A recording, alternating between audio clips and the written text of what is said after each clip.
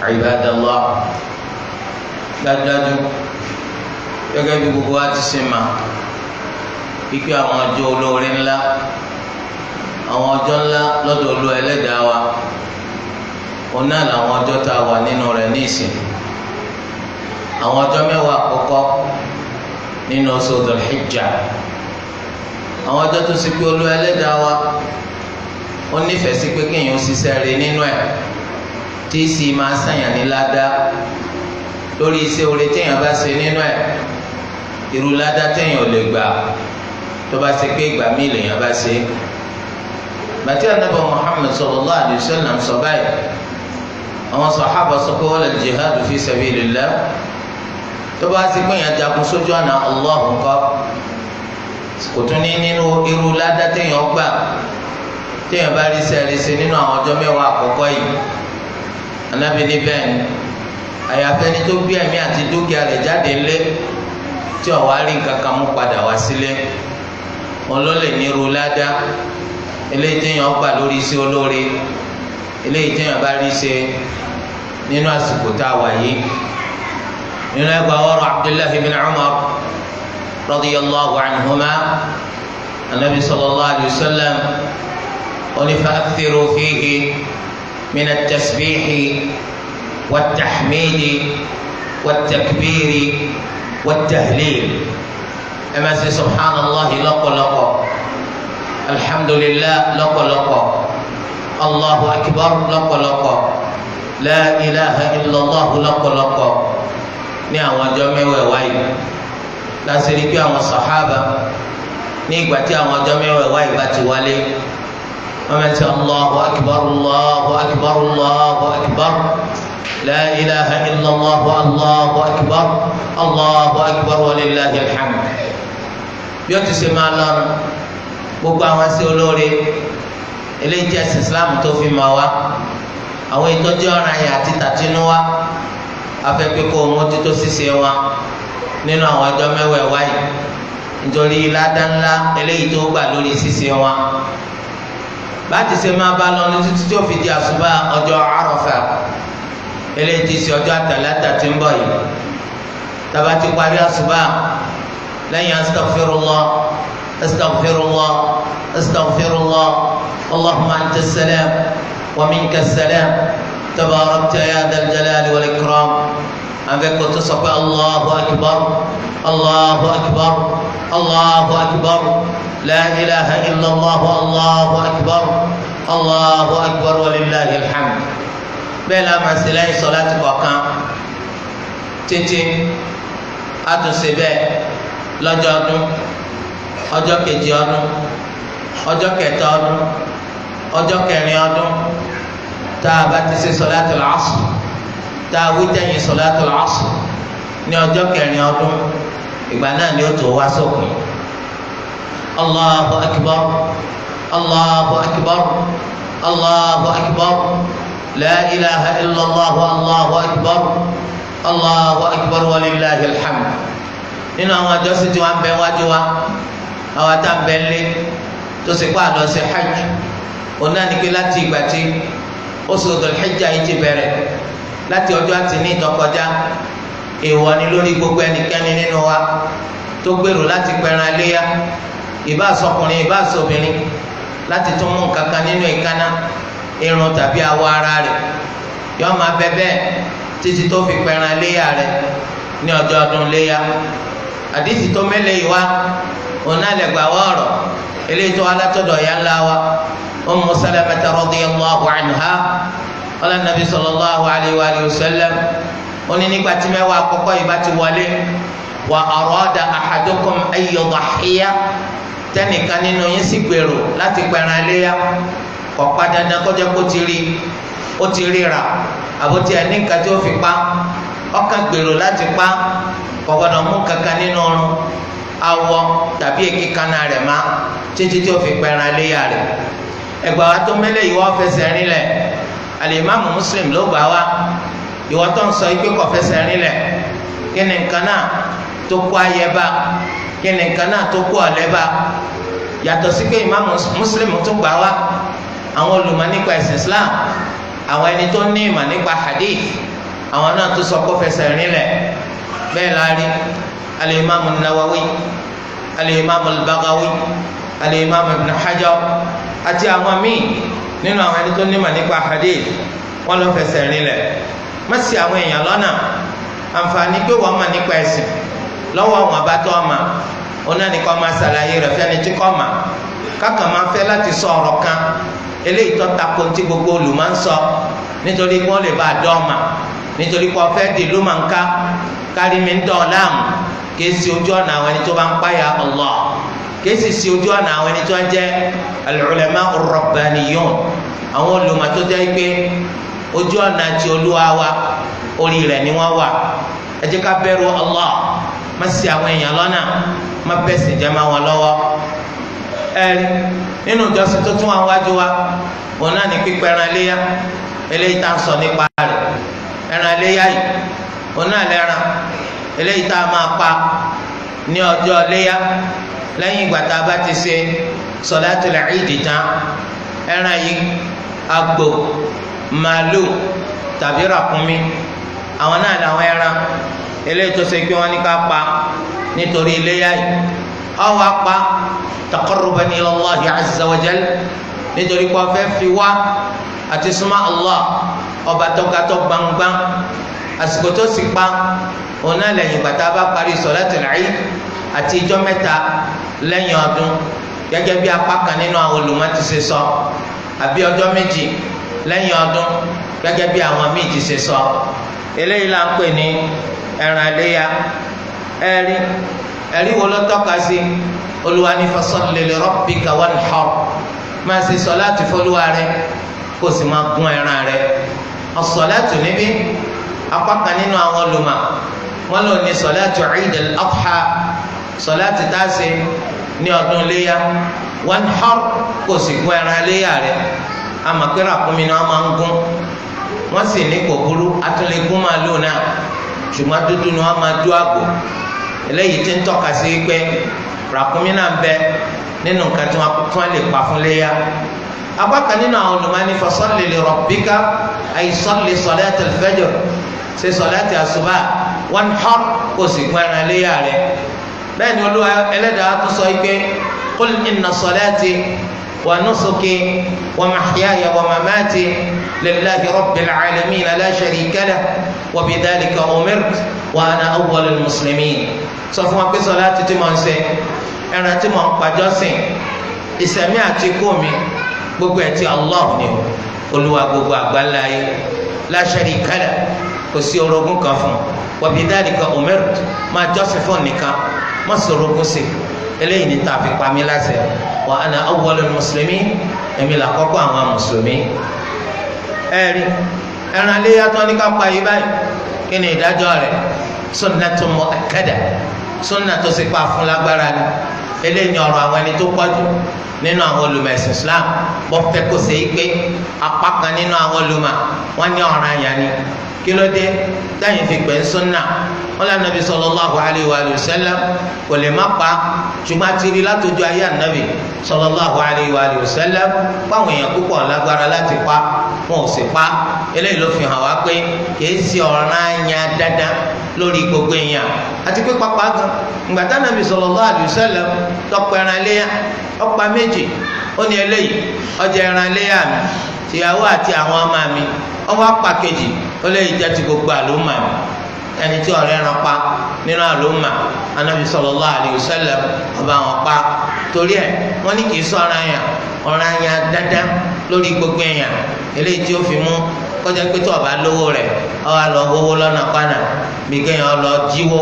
àbí kó jí ẹran tó ń bẹ lórí ìso kó jí ẹran ẹlẹ́ran kó jí mú kóló náà paléya kálá ẹ̀sìn Islam ọ̀bẹ wa bá wọn. bákan náà kéèyàn wá lọ máa ṣe bára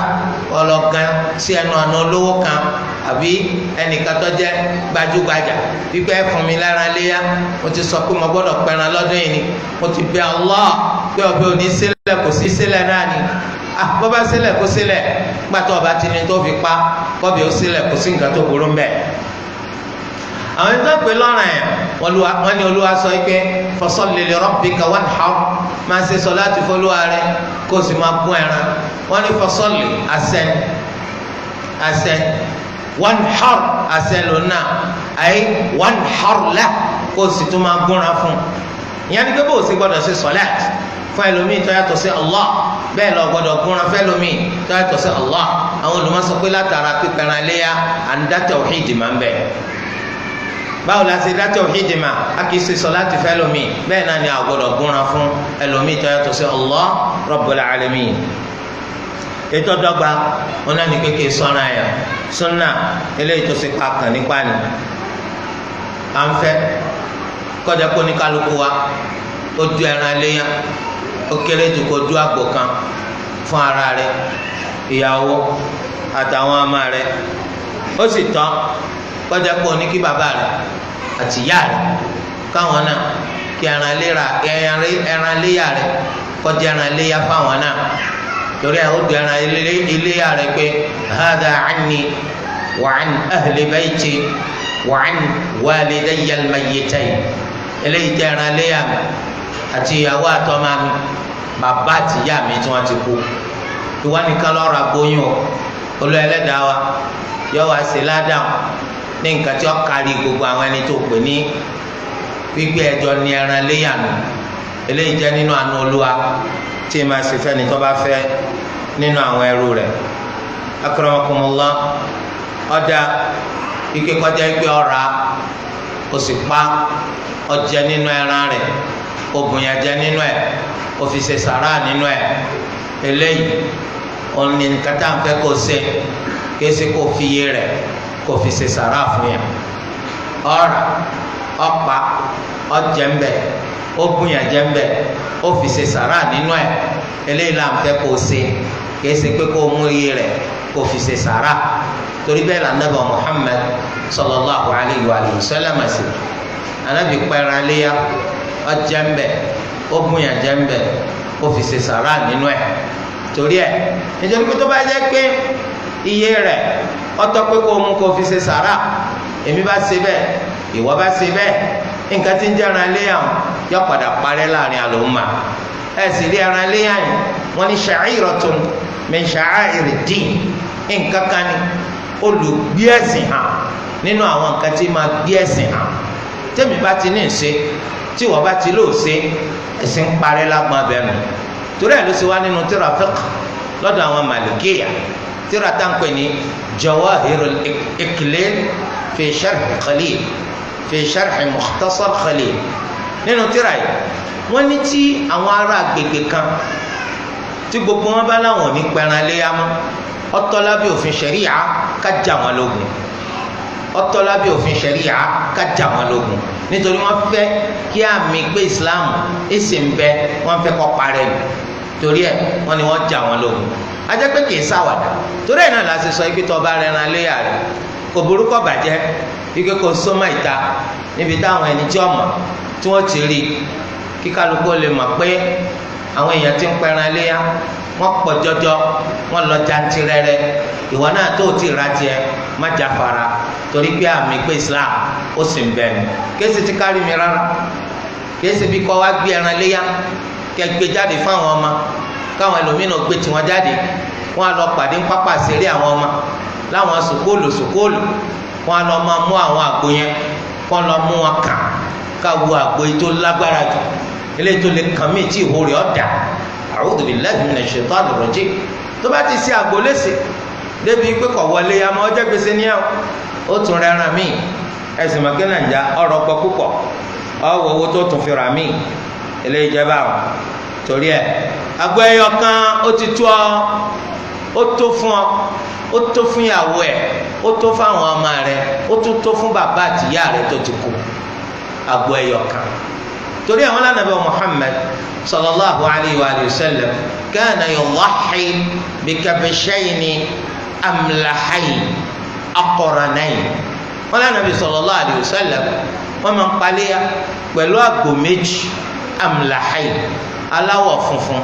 táwọn dúdúdúdú tọ́lá láàánú ẹyin tó ti fi ń ríran dúdú ló yípo ẹnu tí fi ń jẹun dúdú ló yípo ẹsẹ̀ tí fi ń tẹlẹ̀ dúdú ló yípo báyìí irú ẹran báwọn Ànábì sallallahu alaihi wasallam máa ń pa abìhó méjì lórí sarasara tó ẹ pé èkíní kejì àpò méjèèjì ó ní ihò méjì lórí àpò kan ti tó ọ tó bá jẹ́ pé Allahu azza wa jalla ọba bùkún ọ tó lè pàjọ ẹyọkan lọ fa marhaba méjìlá nàbì gan máa pa tọba lágbára láti pa jù bẹ́ẹ̀ lọ lágbára láti pa 10 lágbára láti pogún kò sí ní tó burú mbẹ èèyàn lè pa màálù bẹ́ẹ̀ ni èèyàn lè pa ràkúnmí ìtọ́ dájú téèyàn bá fẹ́ pa màálù tàbí ràkúnmí wọn náà ní kéèyàn kan kó pa ràkúnmí kan èèyàn kan kó pa màálù kan kéésì èèyàn méjì mẹ́ta ni wọ́n jọ wá dáwó jọ pọ̀ tó wọ́n á máa ra màálù kan àbí ràkúnmí kan tọ́ba karangida tó ṣe pé olówó àfi kẹjọ dáwó pọ̀ a kì í dáwó ràgbò ṣùgbọ́n èèyàn méje wọ́n lè dáwó ra ràkúnmí kan èèyàn méje wọ́n lè dáwó ra màálù kan báyìí lòfin ṣẹ̀ríà wa ni ló ṣàlàyé fún wa ẹ̀rí tí a bá ti gbọ́ eléyìí báyìí a rí i pé agbó ẹyọ kan eléyìí tí wọ́n ní kó ra agbára rẹ̀ insha allah Allahu azza wa jal yóò fi ká ó wá nínú ẹgbàá wọ̀rọ̀ láti ọ̀dọ̀ Abu Ayyub al-Ansari radiyallahu anhu wọn ni kana ar-rajulu yudahhi bish-shah fi ahdi an-nabiy sallallahu alayhi wa sallam an nafsihi wa an ahli baytihi fayakuluna wa yut'imun ẹgbà wáyé alimami ibn Majah àti Tirmidhi ló gbà jáde at-Tirmidhi rahimahullah oní hadithun hasanun sahih wọn ní ẹ̀yìn ẹ̀yọ̀ kan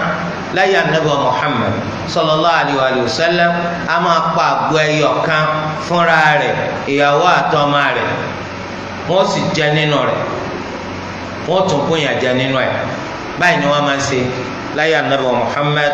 sallallahu alayhi wa sallam. ẹnu àwọn olùmọ́kò lórí pé nǹkan tí ṣàríà tọ́sọ̀pá lè pa fún iléyà ọ̀nà ní àgbò màálù tàbí ràkúnmí àgùtàn màálù tàbí ràkúnmí lábẹ́ àgùtàn yẹn tó bá lè pa àgbò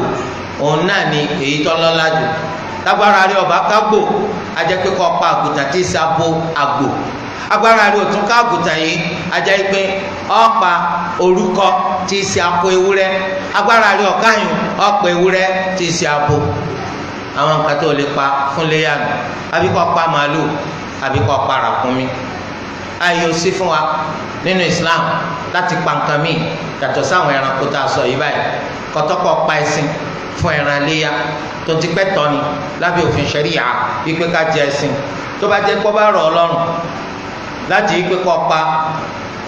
wọ́n ti pè ẹ̀fà agbára rẹ̀ ká ọ̀rẹ́ fà mú wálé ọwọ́ àrípa òun náà wálé ya bí ẹ bó ṣe jẹ́ pé ràkúnmí kò bá jẹ́ abike kan lẹ́yìn kò bá jẹ́ abike méjì lẹ́yìn ọ̀wọ́lé ya ọwọ́ apẹ ewúrẹ́ àbí ọ̀pá ehoro ọwọ́ àlọ́ ọ̀pá léya ehoro báwo ẹnìkan pẹ̀tù ó ló ń pa léya ẹtù báwo ẹnìkan pa tòlótòló ó ló ń pa léya tòlótòló báwo ilé ọkàn fẹ́ pẹran jẹ ni ẹran ti pé ẹran táwọn ń pa fún léya yẹn à ń pa fi sẹ̀sìn nǹkan tí wọ́n ní ká pa la gbọ́dọ̀ wá pa nínú ẹgbàá ọ̀rọ̀ yálà wa Aisha radiyallahu anha wala nabi Muhammad sallallahu alayhi wa sallam wala nìkan ò ní í ṣe iṣẹ́ kan tó lè fi súnmọ́ Allah lọ́jọ́ ọdún léyà bí kọ́pọ̀ ẹran léyà kò sí iṣẹ́ tó fẹ́ ṣe tó fẹ́ ju eléyìí lọ ní ládàá torí ẹ̀ ìdí ni tó fi jẹ́ pé ká múra ẹni tó lu abábò láṣìírí kó díjú kó tiraka kọ́pọ̀ ẹran léyà yìí ládàá ńlá ń bẹ fún ọ lórí ẹran tó pa yìí báyìí lẹ́yìn ìgbà tí àwọn olùmọ̀ ẹ̀sìn Islam alimami Abu Hanifa alimami Malik alimami Shafi'i alimami Ahmed àti àwọn míì rahimahumullahu ta'ala tẹnu wọn ti kò lórí pé a lè pa àgùtàn fún léyà a sì lè pa màálù fún léyà a sì lè pa ràkúnmí fún léyà. ọ̀rọ̀ wọn ó wá jẹ́ oríṣìí méjì lórí èwo lọ́lọ́lá jù kápá tí ìtẹ̀ràn rẹ̀ bá pọ̀ jù tó tóbi jù ní àbí ìtẹ̀ràn rẹ̀ kéré jù lọ́dọ̀ Imamu Malik rahimahullah àwọn ilé ìtọ́lọ́lá jù ní kápá àgbò torí pé àgbò lolúwa fi ṣe ìràpadà fún anabi ismail alayhi salam lẹ́yìn ìgbà tí bàbá rẹ̀ ibrahim alayhi salam tí wọ́n lálàrí tó ló wá pa wọn láṣẹ fún ọkọ ọmọ wọn yìí ismail alayhi salam tí wọ́n sọ fún ọmọ wọn wípé ya bunayya inni ara fil manami anni adhbahu fanzur madha tara qala ya abati if'al ma tu'mar satajiduni insha allah min as-sabirin. ìwọ ọmọ mi mo rí lójú àlá o wípé mò ń dúnbò rẹ aláwọn anabi allah òdodo ni ìyẹn ni kó ló wá pa mí láṣẹ kí n dúnbò rẹ. anabi ibrahim kọ bólú adámẹjẹmú tẹ́lẹ̀tẹ́lẹ̀ o wípé èmi tí ń bí ma yìí tọba fi lè fún mi lọ́mọ mo jẹ́jẹ́ wípé màá kọ́ ọmọ yìí màá fi rúbọ fún ọ rúbọ báwo. anabi ibrahim kì í ṣọ̀ṣẹ̀ bọ̀ ma kana ibrahim yahudiyan ولا نصرانيا ولكن كان حنيفا مسلما وما كان من المشركين. النبي إبراهيم عليه السلام كيس يهودي كيس نصارى ẹni tó fi ẹbọ sílẹ̀ tọgbà ojú ọ̀nà eléyìí tó làgàrà tá a fi jọ́sìn f'Olúwa ẹlẹ́dàá wa ọba ọ̀kan ṣoṣo ni kìí ṣọ̀kan nínú àwọn ọ̀ṣẹbọ. bọ́ọ̀lù sáà sọ fún anabi ibrahim kò bímọ láti jọ́ tí o ti wá bímọ ọ wá sọ pé tí Allah tó bá fi file fún mi lọ́mọ pípa ní pa ń fi rúbọ fún ọ ẹbọ báwo o rò pé yorùbá ni ṣé yorùbá ẹlẹ́bọ ló ń pa anabi ibrahim ẹ máa ń tọ́ pa anabi ibrahim ni imamul muwahhidin aṣíwájú fún gbogbo àwọn tí ń ṣe Allah lọ́kàn ṣoṣo nínú ìjọsìn kò sí tọ́kàn pẹ̀lú ìṣẹbọ sí Allah kí wọ́n á ní ìṣẹbọ sí Allah wá dọ́dọ̀ anabi ibrahim. torí di eléyìí báyìí anabi ibrahim ọ̀jẹ̀jẹ̀ fún Allah pé kó fún lọ́mọ bá fún lọ́mọ òun pa rárá o sẹ́mi pé jíjẹ́jẹ́ ọ̀nà kan ní tí wọ́n máa fi mówó jáde lápò àhún anabi sallallahu alaihi wasallam ń kọ̀ fún wa láti máa jẹ́jẹ́ bẹ́ẹ̀ ẹnìkan sáré nù mọ̀lẹ́bí rẹ̀ àti wàá dààmú títí ọwọ́ ni wọ́n Allah tí lágbájá yìí bá fi lè gbádùn mo sàdé fún wa Allah igbe gbogbo ọdọọdún ní màlọ ọmúra. ó rò pé tó ń bá sọ bẹ́ẹ̀ onítàn wọn lálàáfíà olú ẹlẹ́dàá wa bá fún lálàáfíà kọ́ akókò àmọ́ lọ ọmúra ọdọọdún èyí tó ọlọ́kàn 300,000 báyìí wọ́n ní 2.5 million wọ́n á ní ya Rabbi mo ti fẹ́ nu kọ́ ó fi kọ́ ẹni tó dáràn náà ni ó rù torí ànábì ni ẹ ṣọ́ra fún àti máa jẹ́jẹ́ bá torí ṣe lolú a máa fi mówó jáde lápò àwọn ahùn ìwọ ní ṣe tí Allah àfi tí Allah bá ṣe nǹkan kan fún ọ ó rí pọ̀ ọ̀dà èèyàn burúkú ni ọ èèyàn burúkú rárá pátápátá bí ọ̀kan ní tọ́sọ pé tí bàbá àwọn bá gbádùn yà ọ̀rọ̀ òun máa fi oṣù méjì òun máa fi ṣe sùyàmù dúpẹ́ fún Allah lọ́dọọdún ẹ fi Ramadan kù ó di mẹ́ta lọ́dọọdún ọwọ́ àṣetọ́dún kan gbogbo ọrùn wa hàn gbogbo ọgbẹ́ burúkú nǹkan mú ọwọ́ ní ẹ̀dákun sí ọ̀sán náà àbáyọ níbo lọ bá wọlé. so eléyìí túmọ̀ sí pé nítorí ọba lábọ̀ ọlọ́run má lábọ̀ ọ̀ra rẹ̀ lọ́rùn. anabi ibrahim ọ̀jẹ̀jẹ̀ pé tolú wa bá fún un lọ́mọ òun ọ̀pá ọmọ ni nítorí wa fi pọ́ láṣẹ lọ sí wàá bá mi ipe mọ́jọ́ kan nínú àwọn oníṣòro olú ẹlẹ́dàá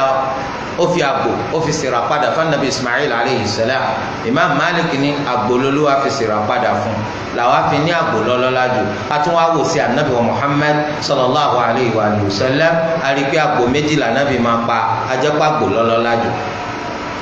abu hanifa ashafi'i àti ahmed rahimahumullah àwọn sọ pé ràkúnmí lọ́lọ́lá jù lẹ́yìn náà lọ́kàn màálù kótó wá kan àgbò. wọ́n ní bẹ́ẹ̀rẹ̀ bá ṣe tóbi sí lọ́lọ́lá jù ràkúnmí ló tóbi jù kótó wá kan màálù kótó wá kan àgbò. wọ́n ní torí pé Ànábì wa Muhammad sallallahu alayhi wa sallam ìgbà tí wọ́n lọ ṣe hajj dágbére ràkúnmí là nàbì pa lẹ́ran hadaya ànábì òtún wá pa ràkúnmí ẹyọ kan ràkúnmí ọgọ́rùn ọ̀là nàbì wa Muhammad sallallahu alayhi wa sallam pa wala yaf'alu an-nabiyyu sallallahu alayhi wa sallam illa al-afdal ànábì òsì ní sìn kankan àfi tọ́lọ́lá jù bẹ́ẹ̀ náà Malik sọ wọ́n ní àgbòdà nàbì pa ọ̀nlọ́lọ́lá jù torí là nàbì sí. tí wọ́n bá sọ pé ẹran hadaya nù ẹran léyà là ń sọ yìí òfin tó di ẹran hadaya iná ló di ẹran léyà òun náà ló di ẹran aqiqa kò sí yàtọ̀ láàrin mẹ́tẹ̀ẹ̀ta torí ẹ̀ ìgbà táwọn wá sọ pé ràkúnmí lọ́lọ́lá jù lẹ́yìn náà màálù kéèyàn kọ́ dápa ni o yẹsẹ pé èèyàn méje wọ́n pa ràkúnmí ńlọ́lọ́lájọ́ àgbò lọ yẹsẹ pé èèyàn méje wọ́n pa màálù ńlọ́lọ́lájọ́ àgbò lọ rárá o èèyàn kan dápa ràkúnmí kan ńlọ́lọ́lájọ́ àgbò lọ lọ́dọ̀ tiwọn èèyàn kan dápa màálù kan ńlọ́lọ́lájọ́ àgbò lọ lọ́dọ̀ wọn kásàkíyèsí bẹ́ẹ̀ wọn lábẹ́ òfin ṣẹ̀ríyà ọ̀tọ̀ kéèyàn méje kó ọjọ́ dáwó kó fi ra ràkúnmí ẹyọ kan kó pa fún léyà ó sì tọ́ kéèyàn méje kó ọjọ́ dáwó kó ra màálù ẹyọ kan kó pa fún léyà kò sí nǹkan tó burú mbẹ lábẹ́ òfin ṣẹ̀ríyà kọ̀tọ́ kéèyàn méjì mẹ́ta kó ọjọ́ dáwó kó ọjọ́ ràgbó ẹyọ kan kọ̀tọ́ torí ẹ̀ tábà wá rẹ nìkan òun kàn fẹ́ jẹran ni yẹsẹ ẹran léya lọ fẹ́ pa tó lè kó èèyàn méjì mẹ́ta táwọn fẹ́ pa màálù fún ẹran léya wọn tó fẹ́ pa ràkúnmí fẹ́ ẹran léya wọn kò gbọ́dọ̀ kún wọn eléyìí la sàlẹ́sà gẹ́gẹ́ bí ọ̀rọ̀ alimami Abu Hanifa rahimahullahu ta'ala nítorí pé wọ́n fẹ́ràn yìí sọrí pé àwọn fẹ́ fi sẹ̀sìn ni ìwọ sì fẹ́ pa tiẹ̀ pọ̀ fẹ́ jẹran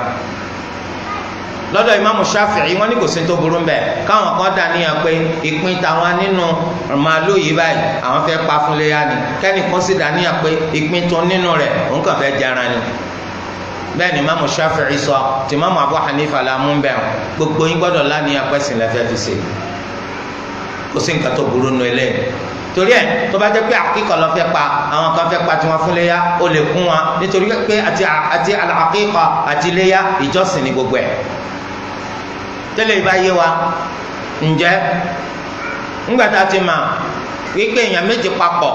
wọ́n jọ pa ràkúnmí ẹyọ kan èèyàn méje papọ̀ wọ́n jọ pa màálù ẹyọ kan ńṣe ló ṣẹlẹ̀ níbi sulhul Hudaybiyah nínú hadith Jabir ibn Abdillah radiyallahu anhuma onígbàtà tẹ̀lé anabi Muhammad sallallahu alayhi wa sallam láti lọ sí umra nígbà tí wọ́n ṣe àsọyípọ̀ Hudaybiyah táwọn kèfèrí Mẹ́kà tí wọ́n gbé gidi náà anabi Muhammad sallallahu alayhi wa sallam tí wọ́n ò dé ká anabi kó lè wọ Mẹ́kà tí anabi sallallahu alayhi wa sallam tọ́wọ́ bá wọn ní àsọyípọ̀ tó ṣe pé àbádé àsọyípọ̀ òun náà ní pé àní láǹfààní àti rí umra ṣe lọ́dún yìí wọ́n látún padà wá lọ́dún tí ń bọ̀ ni ó ti wá di dandan báyìí wípé ká bọ́ ìhìrámù wa sílẹ̀ ẹ mọ̀ pé ń bá dàníyàn kó ń fẹ́ ṣe umra àbọ̀ bá dàníyàn kó ń fẹ́ ṣe hajj lẹ́yìn tó ti gbé ìhìrám kò gbọ́dọ̀ bọ́ ìhìrámù yẹn lẹ̀ ó dìgbà tó bá ṣe hajj àti umra kọ́dà lábẹ́ òfin ṣẹ̀ríyà tí hajj rẹ̀ bá bàjẹ́ àbí umra rẹ̀ bá bàjẹ́ látàrí pé o ti gbé ihram ó wá báyàwó rẹ̀ ní àjọlòpọ̀ umra bàjẹ́ hajj bàjẹ́ o tún gbọ́dọ̀ ṣe al-mudiyyu fil hajj al-fasidi wal umrati al-fasida hajj tó bàjẹ́ umra tó bàjẹ́ o tún gbọ́dọ̀ parí ẹ̀ àwa ni o tún umra mi ṣe ó sì ṣe ìtanràn pọ̀ báyàwó rẹ̀ lò nígbà tó wà nínú ihram tó bá jẹ́ hajj ni wọ́n tó múyàwó ẹ lọ karambani ọwọ́ àánú ihram ọwọ́ àánú àníyàn kó ṣe hajj àbí umra ọwọ́ àlọ́ àǹfààní pé wọ́n nìkan àti ìyàwó rẹ fẹjọ́ wà nù yàrá hòtẹ́ẹ̀lì ọwọ́ aṣọ ihram sẹ́gbẹ́ kan ìyàwó rẹ náà wà nù ihram lọ́wọ́ ń bá yàwó lò lọ́ba jẹ́ báwọn hajj rẹ àti tiẹ̀ bàjẹ́ ẹ sì parí ètò ti bàjẹ́ yìí a sì yà yín sọ́tọ̀ọ̀tọ̀ ẹ tún níjọ wà lójú kan náà mọ́ ó sì para kún mi nítorí ọ̀ràn tó dá wa alaykal hajju min qabil ó ṣáájú mi lọ́dún tí ń bọ̀ ẹ̀rí ìtanràn rẹ̀ márùn so àwọn nǹkan márùn yìí ló ṣe akramakumullah torí di eléyìí báyìí ìgbà tí wọ́n ti gbé ihram àwọn kèfèrí Mẹ́kà wọn ò jẹ́ kí wọ́n wọ Mẹ́kà ó ti wá dájú pé wọn ò ní rí Mẹ́kà wọ̀ ọdọọdún tí ń bọ̀ Ànábì sallallahu alayhi wa sallam ó wá ní ẹ máa fárí ẹ máa pẹran ẹ máa fárí ẹ máa pẹran a kì í pẹran nítorí umra àfi tó o bá kàn fẹ́ gun Kàábà sì jẹran bẹ́ẹ̀ ni kì í mú mi àmọ́ àwọn aláìní tí ń gbé agbègbè Mẹ́kà àti Mẹ́kà àwọn ni wọ́n máa ń parọ́ ẹran bẹ́ẹ̀ fún tọ́ ìgbà tó jẹ́ pé múra wọn lọ ṣe kìí sọ̀rọ̀ àyàn ní kí wọ́n pẹran àmọ́ ńgbà tó ti gbé gidina wọn tí wọn ò rí múra ṣe tí wọ́n sì bọ́ra alẹ̀ kúrò nínú ihram ó ti dọ̀rọ̀ àyàn wípé kí wọ́n pẹran kí wọ́n fárí anabi wa Muhammad sallallahu alayhi wa sallam wọ́n ní ẹ máa fárí ẹ máa pẹran ẹnìkan dáhùn báyìí níyàwó anabi sallallahu alayhi wa sallam Ummu Salamata radiyallahu anha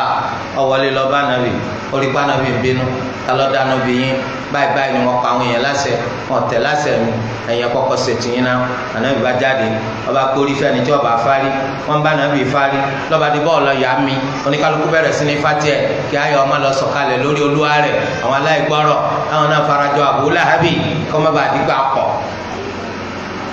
oníkálukú ń fárí bẹ́ẹ̀ ni anabi Muhammad sallallahu alayhi wa sallam pẹ̀rẹ̀ ń bẹ̀ Jábìr wọn sọ fún wa pé àwa méje aparakúnmi kan àwọn méje wọn pa màlúù kan tọ eléyìí ó ṣẹlẹ̀ níbi àti ṣe ntí ó mú wọn lè bọ́ra alẹ̀ ó túmọ̀ sí wípé bẹ́ẹ̀ náà ni a máa ṣe níbi hadiyu ẹran tá a fẹ́ pa fún Kaaba sẹ́mi kékeré ṣe bí hajj ló ti ṣẹlẹ̀ ìdájọ́ yìí kárí àwọn ẹni tó lọ sí hajj èèyàn méje lè pé pọ̀ wọ́n ra ràkúnmí kan àbí màlúù kan ó tún wá kárí iléyà náà tonti kékeré ṣe bí hajj ló ti ṣẹlẹ̀ kìí sì ṣe bí iléyà ló ti ṣẹlẹ̀ ó kárí méjèèjì so eléyìí túmọ̀ sí wípé bẹ́ẹ̀ bá fẹ́ paléyà èèyàn méje wọ́n lè ra màlúù ẹyọ kan èèyàn méje wọ́n lè ra ràkúnmí ẹyọ kan wọ́n pa fún iléyà kò sẹ́ẹ̀rì fún ọ nínú kó sọ wípé ṣe bíbí wọ́n fẹ́ bọ́ra alẹ́ bí ihram umrah tí wọ́n gbégi dínà àwọn tí wọ́n jẹ́ wọ́n rí ṣe lèèyàn méje ti péjọ lórí ràkúnmí lèèyàn méje sì ti péjọ lórí màálù kí ló dé táyìn méje náà péjọ níbi hajj ṣebí hajj wọn ti ṣe torí ẹ kò sí yàtọ̀ láàrin hajj àti ẹran léyà nínú eléyìí. akramakumullah hadithi Jábìr tó wá lórí pébi tí wọ́n ti gbégi dínà wọn ni wọ́n ti ṣe bẹ́ẹ̀ kò túmọ̀ sí pé kò kárí nínú òfin ṣẹ̀ríyà wọ́n ní adamu dalilin mu'ayyanin la yastalzimu adama madlulin mu'ayyan ẹ̀rí kan ọ̀tọ́ka sí ntànfẹ́ pàtó kò túmọ̀ sí pé ntànfẹ́ pàtó kò tún sẹ́rí mi fún tó gba àdéhìí mi ọwọ́ alọ́tọ́dọ̀ Abdullahi bin Abbas radiyallahu anhuma nínú ẹgbàá wa eléyìí tí alimami Ahmad tó gbé jáde àti alimami Nasa'i àti imaamu Ibn Majah ó ní kunna ma'a rasulillahi sallallahu alayhi wa sallam fi safarin fahadara al-adha ọlọ́ à ń bẹ pẹ̀lú anabi wa Muhammad sallallahu alayhi wa sallam lórí ìrìn àjò kan ọdún iléyá wa bá wa lórí ìrìn àjò yìí ọdún iléyá bá wa lórí ìrìn àjò yìí fashtarakna fil jazuri an 10 àwa mẹ́wàá wa péjọ pa ràkúnmí ẹyọ kan wal baqarati an 7 àwọn méje sì péjọ pa màálù ẹyọ kan al-imam Ibn Majah Ahmadu bákanná al-imam Nasa'i àwọn ni wọ́n gbé jáde al-imam Nasa'i ó ní hadithun hasan bẹ́ẹ̀ ni al-imam al-Albani wọ́n ní hadithun sahih torí ẹ ọ̀rọ̀ oríṣi méjì ló wà lórí tá a bá fẹ́ péjọ ra ràkúnmí ọ̀rọ̀ ẹyọ kan sọ pé èèyàn méje ọ̀rọ̀ kejì sọ pé èèyàn mẹ́wàá nítorí hadithi Jábìr èèyàn méje hadithi Ibn Abbas èèyàn mẹ́wàá lórí ràkúnmí hadithi Jábìr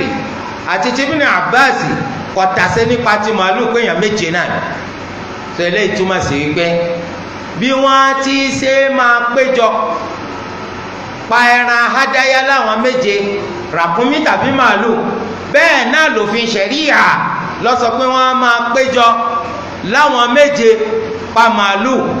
tàbí àwọn mẹ́wàá pa ràkúnmí gẹ́gẹ́ bí hadith Ibn Abbas radiyallahu anhuma bó ti ṣe tọ́ka sí i ó sì jẹ́ gbà wọ́ọ̀rọ̀ eléyìí tó gúnrégé ẹ̀yẹ sí àwọn èèyàn lọ́nà ẹ̀yẹ kó àwọn èèyàn kọ́ kó kọ́ ń díẹ̀ sí tó bá fẹ́ gbajúmọ̀ wábi tó ti gbajúmọ̀ lọ bòmíì ìdí ẹ̀sìn yìí báyìí àmánà ni mà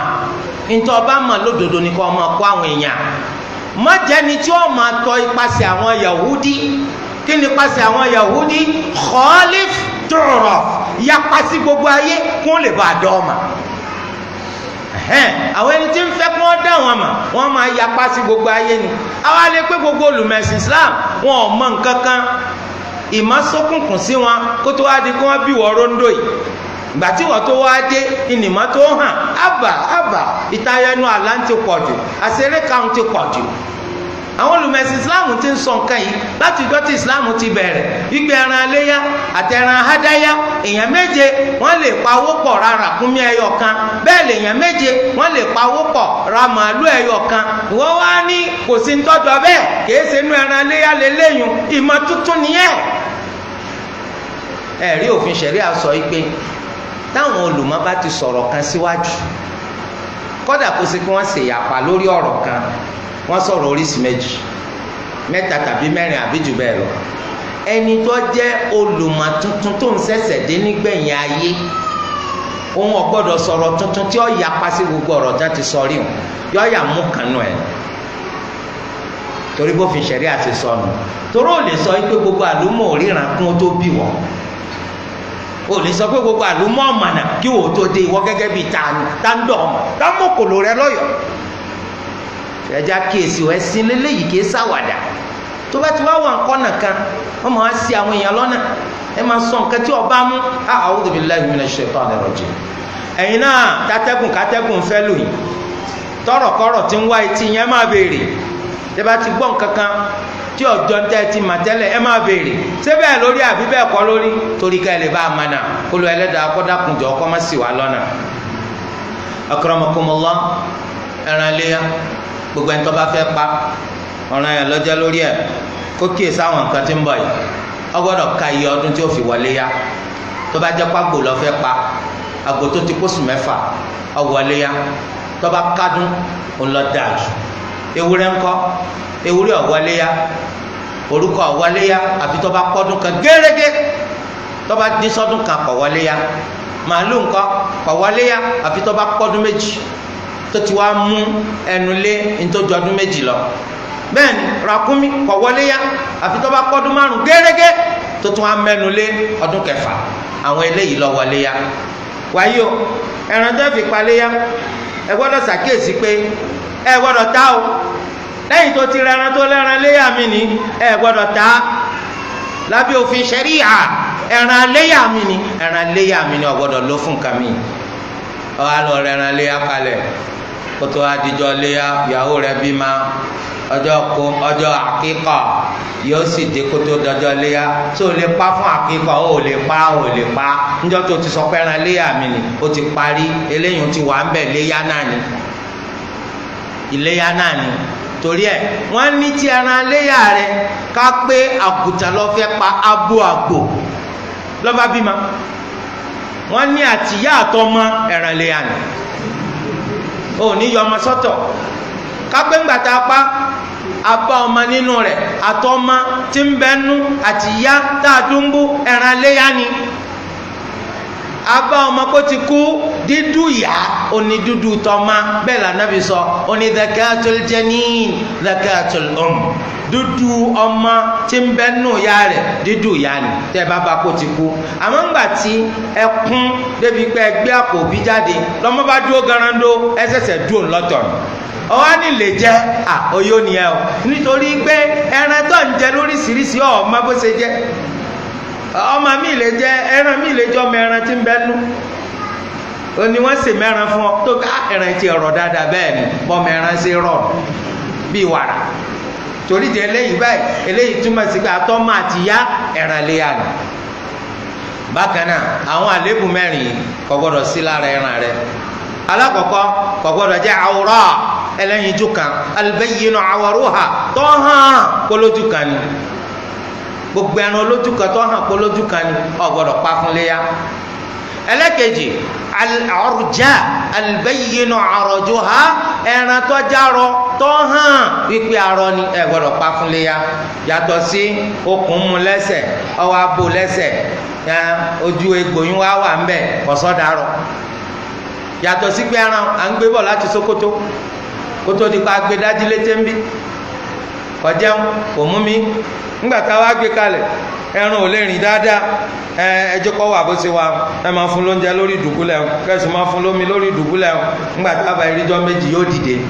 kọ́dà ẹran tá à ń gbé bọ̀ láti gbẹ́tì ẹ̀rí bá a ṣe déhùn ẹ̀rí kò ní lè dìde lẹ́ẹ̀kan náà ìwọ náà alára ńkọ́ ńgbà tó ń ti Ìbàdàn bọ̀ wá sí ibi bá bó ṣe jókòó nú ọkọ̀ tó ń ha yín mọ́bẹ̀ ẹ̀ ṣe máa ha ẹja nú agolo ẹ̀rí pé mọ́tò tó yẹ kó gbéyàn mẹ́ta wọ́n gbéyàn márùn-ún bẹ̀ kanko tó jókòó ẹ̀jẹ̀ ò ní rọ́ọ̀ṣì dáadáa ó rí pé tẹ́ bá kọ́ sọ̀kalẹ̀ wá bí jókòó náà ó má ṣe garaje o èèyàn lè ṣubú kátó apẹ ẹran tá à ń gbé bọ̀ láti jẹ ta so eléyìí ò túmọ̀ sí kó ti yarọ ẹlẹ́kẹta alimaridọ alibayinu marodoha ẹran aláàárẹ̀ tó hàn pa láàárẹ̀ nù ẹran tí wọ́n sì ànàkọ̀lọ́ agbóúnjẹ oríṣiríṣi wa kọjẹ afúnlómi nǹkan wò wá ara ni tọ eléyìí kò ní wọlé yà wò ẹlẹ́kẹrin alhazila ẹran tó ṣe é gbé ó ti rù ó ti hàn gbogbo egun rẹ̀ là ń kà yìí gbogbo egun ẹfọn àyà rẹ̀ là ń kà ń tà yìí tó irú àwọn eléyìí allati la mukha fiha ètò ṣe pé kò sí mùdùmùdù nínú egun rẹ̀ kò wọlé yà tọba tí wàá gélé tí ń kọ hadith anabi Muhammad sallallahu alayhi wa sallam fi hàn wá ètò gélé tí ètò ọrẹ létí ó gélé tí dànù ọrẹ létí sí méjì hadith sọ wípé àwọn eléyìí kẹ́ ṣọ́ra fún wọn tọ àwọn olùmọ́ni tó bá pé ètò gélé tí náà lárí tí ọba sá ti gé ìdákanu mẹ́ta dànù ìdákanu mẹ́ta ògé dànù èyí tó sì tọ́lá létí kọ̀ọ̀là tó ìdákanu mẹ́ta inṣàlá kò sí wàhálà tó bá yẹ kó dáhùn òní ibi tó sì ti dáhùn ó ti san kò sí wàhálà ń bẹ tó eléyìí jábọ̀ ti ṣe jẹ́ ń bẹ̀ ọ́. أقول قولي هذا وأستغفر الله العظيم لي ولكم فاستغفروه إنه هو الغفور الرحيم.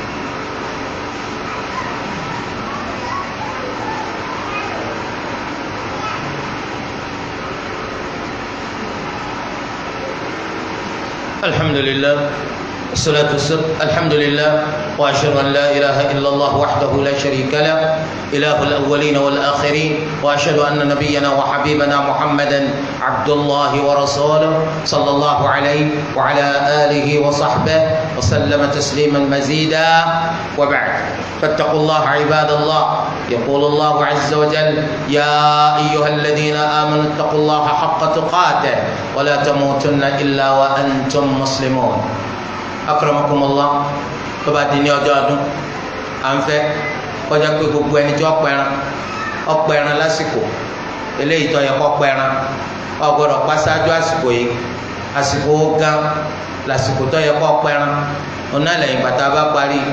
sọ̀látul Eid ọgbọ́dọ̀ pẹran rẹ ṣáájú sọ̀látul Eid agbo nǹkan ló wò á ti parí sọ̀látul Eid ní pàápàá tó bá lè dúró gbọ́ kútúbà ọ̀dà púpọ̀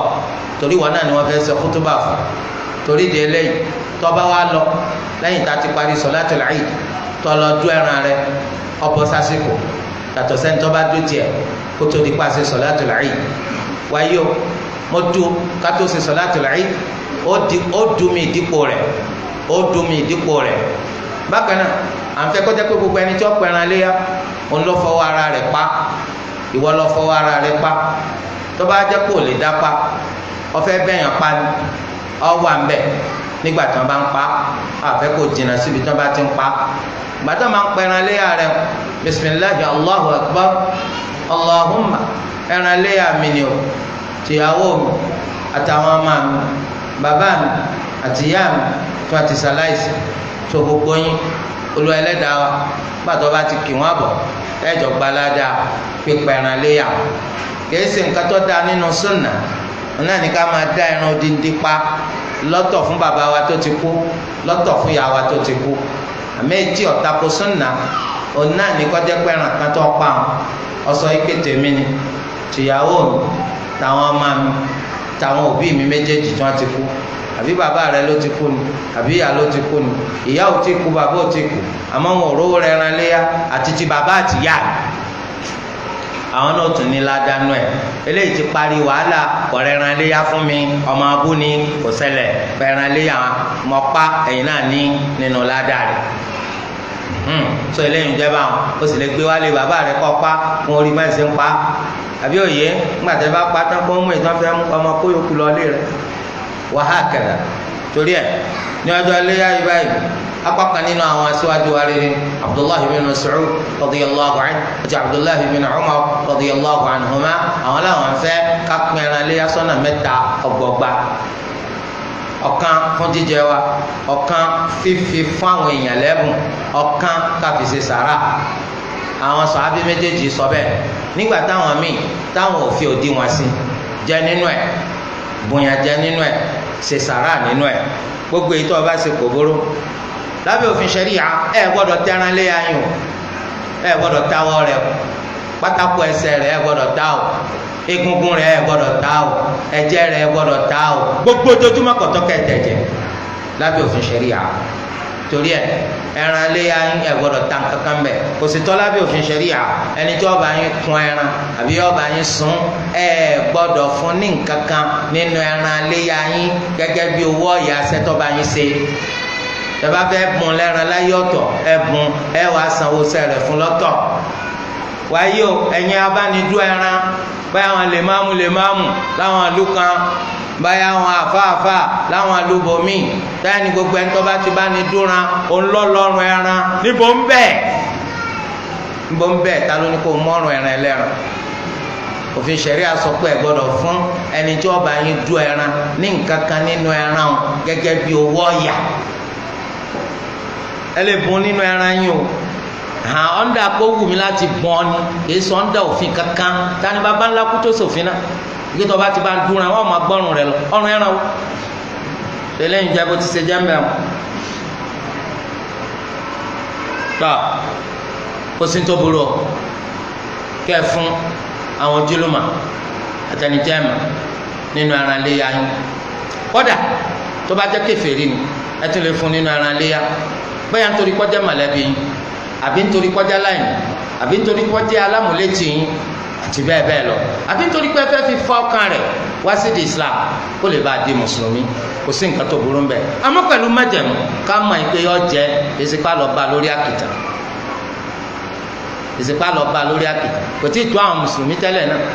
à ń bọ̀ síbọ̀ sí kó tún á fún káfíìrì kan yọ àlọ́ máa dànù sórí àkìtà tí ọba ti ní jẹ́ kọ́ sọ kò sí wàhálà ń bẹ́ẹ̀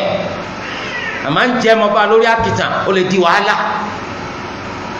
lẹ́yìn ìjà gbèsè jẹ ẹ títí àwọn ọba pẹran torí ọdún àwọn sẹjẹ àní jẹ kójú yọ lọrẹ ẹran tiwa lọ́wọ́ lọ́nà tìyín ọjà akọta ọjà bó ti ṣe jẹ ń bẹ wọn wáyé o tó bá dọjọ́ ọdún à ń fẹ́ kí wọ́n tó fẹ́ pẹran léyà kọjá pé ò ní jẹun ò ní mumi tó fi lọ ìdí tó fi dé gbàtọ́ bá wá darí dé nǹkan kan nínú ẹran léyà rẹ ò ní kọ́ kọ́kọ́ jẹ láti fi tẹ́nu rẹ èyí tọwọ́ rẹ bá tètè yá sí tó bá rọrùn kó tètè rí mú gẹ́gẹ́ bí gògóńgò rẹ àbí nǹkan mi tó bá jẹ́ dọ̀ rẹ náà lọ́wọ́ rẹ lè tètè bà má fi mùṣkílà èyí tó bá sá tètè yá tí ò ní débi ọ̀pọ̀ jù tó ńgbà tó bá jẹ ọjẹ kó jẹ kó ní nǹkan tó kọ́kọ́ jẹ nígbà tẹ bá ti rí ìdìde ìwọ ọ̀lẹ́ran alẹ́ yá pa wọ́n kàn pa lé yín ni so ìwọ kọ́ ni wọ́n ń bá wí ò jẹun rẹ o kọ́ mọ́ lọ di pé èèyàn lọ òyìn lọ gbéyàn nínú oòrùn ọjàun rẹ jẹ́jẹ́ so ìwọ kọ́ ni wọ́n bá wí kìí sì ṣe sùyàmù ni wọ́n ń pè léyìí kìí ṣe sùyàmù nítorí pé sùyàmù nínú òfin ṣẹríà ó máa ń bẹ̀rẹ̀ láti gbàtà alifájàrí òdodo bá ti yọ títí tó rùn ó fi wọ̀ ṣùgbọ́n eléyìí àìjẹ àìmu títí táàfi ti rí dìde ni wọ́n ń pè tẹ́lẹ̀ ìbá yé wa ajá pé ọdọọdún kótó dídọ́ ọdún yẹn lọ́jọ́ Àràfà ọdún kọlá ìyẹn ọjọ́ àtàlátà tí ń bọ̀ yìí tába ti parí àsùbà à ń fẹ́ ká máa ṣe Allahu akbar Allahu akbar Allahu akbar la ilaha illallah Allahu akbar Allahu akbar walillahil hamd bẹ́ẹ̀ láti lẹ́yìn sọláàtù dhuhr lẹ́yìn sọláàtù asr lẹ́yìn sọláàtù maghrib lẹ́yìn sọláàtù ìṣà bẹ́ẹ̀ láti ṣe ìjọ ọdún ìjọ kejì ọdún ìjọ kẹta ọdún ìjọ kẹrin ọdún lẹ́yìn sọláàtù asr ọ̀tàn ama ṣe eléyìí wọn ń pè ní takbiratun muqayyada èyí tá à ń ti ṣe láti bẹ̀rẹ̀ oṣù yìí gbogbo àyè láti máa ṣe yàtọ̀ síta bá wà lé gbọ̀nsẹ̀ àbí tó ń bá ń báyàwó rẹ̀ ṣeré àmọ́ tó bá ti dijọ́ àràfà hàn èyí tí máa bẹ̀rẹ̀ lẹ́yìn sọ́láàtì ó ti bẹ̀rẹ̀ nu kò burú kí imam kó gbóhùn sókè kó fi lè rán àwọn èèyàn létí àmọ́ burú kájọ máa wí papọ̀ torí wíwí papọ̀ ńkọ́ àdádálẹ̀ tí màá bá ti rí kí wọ́n máa wí pẹ̀lú òun tètè yánu yọ sàmọ́ wọn lọ torí kọ́ máa lọ di bídà tó eléyìí jẹ́ bó ti ṣe jẹ́ mẹ́ọ̀ tọ́ba wa di ní ọjọ́ ọdún à ń fẹ́ kí wà mùsùlùmí kọ́ wọṣọ tuntun kọ́ wọ aṣọ rẹ tuntun masha allah la quwwata illa billah kọba àmọ́ wọn gbàgbára kálukú bá ṣe máa islam kọ́kọ́ wa ká máa fìyàn ṣe yẹ̀yẹ́ kí lọ wọ kí lẹ wọn kí lẹ gbé àwọn tí ò lórí lọ́lú máa ń sọ báyẹn o àwọn mùsùlùmí sọ bẹ́ẹ̀ nítorí polú ẹlẹ́dàá gan kọ́ ńlá kankan bọ̀ wá lọ́rùn àfi tá a lè gbé ẹ mọ̀ kébi tèmi ti lọ ra sọ 1,200 ẹnìkan lágbára láti ra sọ 120,000 bí Allah ṣe fún kálukú lágbára ni èmi ò ní máa bú ọ kó nàkúnà kò tọ́ sí wa náà láti máa bú mi pé ó lòṣì nítorí pé ẹ̀sìn Islam kò gbà ó ní yā ayyuhal ladhīna āmanū lā yaskhar qawmun min qawm apá kan yín kò gbọ́dọ̀ máa fa apá kan ṣe yẹ̀yẹ́ wa lā nisā'un min nisā'in 'asā an yakunna khayran minhun bákan náà àwọn obìnrin apá kan wọn ò gbọ́dọ̀ máa fa apá kan ṣe yẹ̀yẹ́ ẹ̀yin ọkùnrin tẹ́ ń fẹ́ lómi ṣe yẹ̀yẹ́ ó ṣeéṣe káwọn ẹni tẹ́ ń fi ṣe yẹ̀yẹ́ kó lóore jù yín lọ ẹ̀yin obìnrin tẹ́ ń fẹ́ lómi ṣe yẹ̀yẹ́ ó ṣeéṣe pẹ́lẹ́pẹ́ àwọn tẹ́ ń fi ṣe yẹ̀yẹ́ wọ́n lóore jù yín lọ lọ́dọ̀ Allah torí ẹ̀ ọwẹ́wẹ́ ọdún ọwọ́ ti sàlẹ̀ àpàtì rẹ bọ́ọ̀bá rí tuntun ètò ní fọ́dáadáa kọ́ lọ fìlọ́fíńdà sára ìwọ ọkùnrin Allahu akbar Allahu akbar Allahu akbar la ilaha illallah Allahu akbar Allahu akbar walillahil hamd láàmà wí títí tá fi dé Eid tàbá tún dé Eid iná láàmà wí títí tá fi bẹ̀rẹ̀ salatul Eidain. wáyé àwọn obìnrin àfẹ́ káwọn náà jáde kí wọ́n lọ sí Eid àtẹ̀tí sẹ́kọ́sù àtẹ̀lẹ́dẹ̀ bímá àtẹ̀tí jáde rárá àfẹ́ kọ́ jáde kẹ́ lọ sí Eid àwọn tí ń ṣe nǹkan oṣù àtẹ̀jẹ̀ bímọ wọ́n ta kété síbi tí àwọn èèyàn ti ń ṣe sọ̀lẹ́ à ṣùgbọ́n kí láǹfààní lílọ wọn káwọn náà lè bá a nípìn nínú ẹ̀bùn orí ńlá tó lọ́wọ́ máa ń ṣe fáwọn ẹrú rẹ̀ lọ́jọ́ ọdún gbogbo àdúrà táwọn mùsùlùmí bá ṣe káwọn náà lè bá a nípìn bẹ́ẹ̀ gbogbo àwọn eléyìí wọ́n ń bẹ nínú àwọn nǹkan eléyìí tí wọ́n ń bẹ níwájú wa fún ọdún iléyá wa eléyìí tí ń bọ̀ yìí báyìí lọ́jọ́ Àrafà ẹni tí ó bá ṣe sùyàmù rárá láti ìgbà tó sùn yìí ti bẹ̀rẹ̀ àfẹ́ kí ti jọ Àrafà kọ́ bọ́mọ lọ́wọ́ torí pé Ànábì sallallahu alayhi wa sallam ó ní ahtasibu ila Allahi an yukaffira Allahu bihi as-sanatayn wọ́n tọrọ lọ́dọ̀ Allah kí Allah máa tàtàrà sùyàmù ọjọ́ Àrafà kó fi máa pèsè ọdún méjì rẹ̀ fún yà á sì sùyàmù ọjọ́ yìí ọjọ́ tàlátà tí ń bọ̀ yìí ọdà níyà pé ọfẹ ṣe sùyàmù jọ Àrafà wáyé o sùyàmù jọ Àrafà yìí gẹ́gẹ́ bí àwọn sùyàmù náfìlà yòókù náà ni tó bá jẹ́ pé èèyàn gbàgbé kọ̀dà níyà látàlẹ́ ilẹ̀ tí wàá mọ́kò tó rántí kò ní Àrafà ọdà níyà látàárọ̀ lópin ìgbà tó o bá tì síwájú jẹ nǹkankan kò tí ì síwájú mú nǹkankan ká gbìyànjú rárá wa lọ́wọ́ ká rárá wa létí torí pé gbàgbé ń bẹ ọjọ́ Àrafà yìí òun ni ọjọ́ tó tóbi jù lọ́dọ̀ Allah ọ̀rọ̀ oríṣi kejì wọn lọ́jọ́ ọdún iléyà lọ́jọ́ tó tóbi jù lọ́dọ̀ Allah méjèèjì ọ̀rọ̀ sáwà lórí kóun ló tóbi jù lọ́dọ̀ Allah àdúrà ọjọ́ Àrafà á gbìyànjú láti máa ṣe lọ́jọ́ yìí àtẹnjọ́ lọ sí hajj àtẹnjọ́ lọ sí hajj la ilaha illallah wahdahu la sharika lahu lahul mulk wa lahul hamd wa huwa ala kulli shay'in qadir ama wí lọ́pọ̀lọpọ̀ lọ́jọ́ yìí anabi ni afdalu du'a yawmi Arafa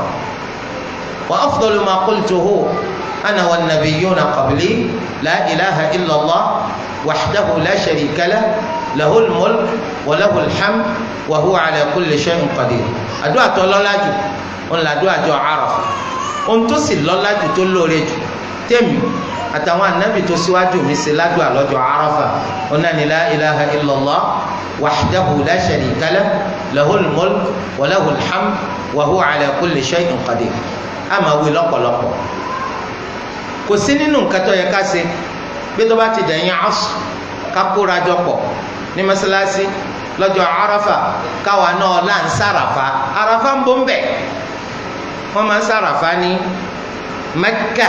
ní Àràfáàtì ni wọ́n ẹsẹ̀ ń bò mí tí ẹni pé ṣe sùyàmù lọ́jọ́ yìí sì máa ṣàdúrà àràfà yìí lọ́pọ̀lọpọ̀ dáadáa ń bẹ́ẹ̀ fún un. tábàtí wàá sọdún lónìí ìjọ kejì ọdún ìjọ kẹta ọdún ìjọ kẹrin ọdún hadith anabi sallallahu alayhi wa sallam wọ́n ní ayyamu tashriq ayyamu aklin wa shurbin wa dhikrillah. ọjọ́ kejì ọdún ẹ̀kẹta ọdún ẹ̀kẹrin ọdún léyà ọjọ́ jíjẹ mímu àti ìrántí Allah. torí ẹ̀ ayé ọgbà wa láti ṣe sùyàm láwọn ọjọ́ mẹ́tẹ̀ẹ̀ta yìí gẹ́gẹ́ báyìí tí ṣe sùyàm ọjọ́ ọdún haram ni ká ṣe sùyàm ọjọ́ ọdún ó bá jẹ́ ti túnú Ramadan ó bá sì jẹ́ ti léyà haram ni ká ṣe sùyàm ọjọ́ méjèèjì. torí ẹ̀ ọjọ́ kejì ọdún léyà náà a gbọ́dọ̀ ṣe sùyàm rẹ̀, ọjọ́ kẹta rẹ̀ a gbọ́dọ̀ ṣe sùyàm rẹ̀, ọjọ́ kẹrin rẹ̀ a gbọ́dọ̀ ṣe sùyàm rẹ̀, ọjọ́ jíjẹ mímu àti ìrántí Allah. wàá ṣọ́ra jẹran léyà rẹ̀ kọ́mọ́ bá di pé yọ padà máa yọ̀ ń gbẹ̀. akramakumullah kìí dùn kọ́ pọ̀ kọ́mọ́ bá lọ di kó ṣiṣẹ́ bá mi nínú ẹ̀ tọ́wọ́n kó ti jẹran pọ̀ báwọn kó ti pẹ́ díẹ̀ so kéèyàn sọ jẹ kéèyàn má bàa ṣera rẹ̀ léṣe. tẹ́lẹ̀tẹ́lẹ̀ anabi sallallahu alayhi wa sallam wọ́n ní ẹran léyà ẹ gbọ́dọ̀ kó pamọ́ tayọ ọjọ́ mẹ́ta ṣùgbọ́n lẹ́yìn ọ̀rẹ́ yìí ó ní ẹ kó pamọ́ dìgbà tó bá wù yìí. torí rẹ̀ ẹran léyà rẹ̀ bí sísè ló ṣe bí dídín ló dín bí yíyan lọ́ọ̀yàn ni kó pamọ́ dìgbà tó bá wọ̀ máa fi mushkila kò sí nǹkan tó burú mbẹ. ẹ fún àwọn èèyàn tí wọ́n jẹ́ ojúlùmọ̀ yín nínú ara léyà yín àtàwọn ẹni tẹ́ ẹ̀ mà rí tọ́jọ́ máa yá yín nínú ẹ̀sìn Islam. ẹ fi ran aláìní lọ́wọ́, ẹ fi ran ẹni tó ṣe pé láti iléyà tẹ̀sín ló ti jẹran káyìn, ẹ fi ràn àwọn náà lọ́wọ́. ẹ má jẹ́ kí adùn ẹran kó sá kúrò ní ahọ́n wọn fún dẹni tí ọmọ abẹ́ran ṣe é dùn mà. ẹ fún wa nínú rẹ̀. ẹran tí pẹ́ran yìí ara apá fún jọ́sìn ni, tó bá jẹ́ pé ara apá fún títà ni kò sí bó ṣe lè pè wá. nígbà tó bá rẹ ẹran ẹyọ kan ní 200,000 tá a bá fẹ́ tà bó la ṣe fẹ́ tà, kò sí bá ṣe lè tà tí ó pè wá. àmọ́ pé wa kọjá pípé wa tọrẹ́sìn làwọn fẹ́ fi ṣe. Olúwa ọ̀sán wa ní àdìpẹ̀lẹ̀ ẹ̀san lórí ẹ̀. abẹ́ Allahu azza wa jalla gbogbo àwọn ìjọsìn tó ṣẹ́kù níwájú wa tá a ṣe Olúwa Ẹlẹ́dàá kó fún wa ṣe. Olúwa Ẹlẹ́dàá kó ṣe ní àtẹ́wọ́gbà lọ́dọ̀ wa. àwọn ẹni tó Olúwa ti bò láṣìírí tí wọ́n ti rẹran léyà wọn abẹ́ Olúwa kó má lù pamọ́ wọn lọ́wọ́. àwọn ẹni tó sì fojú síbi tí wọ́n ti rí owó halalan tayyiba abẹ́ Olúwa kó má já wọn ní tàmá. abẹ́ Olúwa Ẹlẹ́dàá ọdún léyà náà táwọn wò níwájú kó jẹ́ kó bá wa láyé kó bá wa láyé kó bá wa nídẹ̀ra kó má wá ṣe tọdún yìí ní àṣemá fún gbogbo wa. a sì tún bí Olúwa Ẹlẹ́dàá wa fáwọn ọmọ ẹ̀yà wa lọ́kùnrin àti lóbìnrin tí wọ́n lọ ṣiṣẹ́ hajj. Olúwa Ẹlẹ́dàá kó dákun kó fún wa ní sẹ́nà ṣe. Olúwa Ẹlẹ́dàá kó tẹ́wọ́ gbà lọ́dọ̀ wọn. Olúwa Ẹlẹ́dàá kó má kọ̀ tì sí wọn lọ́wọ́. àwọn náà tá a ti lọ rí Olúwa Ẹlẹ́dàá kó ṣe rọrùn fún wa láti lọ. àwọn tó ti lọ rí Olúwa Ẹlẹ́dàá kó má ṣe lálọ́ ọmọ fún gbogbo wa. káwọn arántí nígbà tá ń sọ̀rọ̀ gba àwọn adájọ́ ọlọ́kan ọ̀jọ̀kan lọ́rọ̀ ma àwọn ọjọ́ ọlọ́lá ńlá tá a wà nínú ẹ̀ àtàwọn àjọsìn tó wà nínú wa. ẹnìkan ní Olúwa fi gbogbo àwọn dáadáa ìran tó fi rán sí wa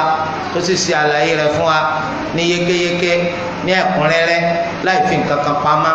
ọ̀nà lànàbà Muhammad sallallahu alayhi wa sallam anabi ní ìwọ lórí wa kíkẹ́ ká máa ṣe àsọ̀láàtù fún gẹ́gẹ́ Olúwa Ẹlẹ́dàá táwọn màláíkà alápọ̀nlé báwọn náà ṣe ń ṣe àsọ̀láàtù fún anabi Muhammad